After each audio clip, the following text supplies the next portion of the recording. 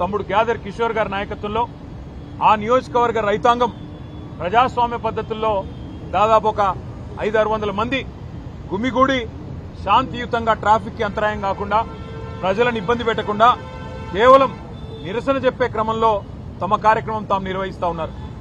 50 మంది కిరాయి మూకలు కాంగ్రెస్ గూండాలు తాగిన మత్తులో అక్కడ స్థానిక పోలీస్ యంత్రాంగంతో కుమ్మక్కై ఆ నిరసన శిబిరం మీద దాడి చేసి ఆకస్మికంగా సుతిల్ బాంబులేసి గుడ్లు చెప్పులు రాళ్లు కొట్టి హింసాయుత వాతావరణాన్ని కల్పించే ప్రయత్నం చేసినారు. మా వాళ్ళు నిజానికి గనక తిరగబడితే నిన్న 50 మంది కాంగ్రెస్ మూకలో కాంగ్రెస్ గూండాలలో ఒక్కడు కూడా మిగిలేటోడు కాదు. కానీ హింస ప్రజాస్వామ్యంలో హింస సమాధానం కాదు కాబట్టే మా వాళ్ళు గమ్మున ఉన్నారు.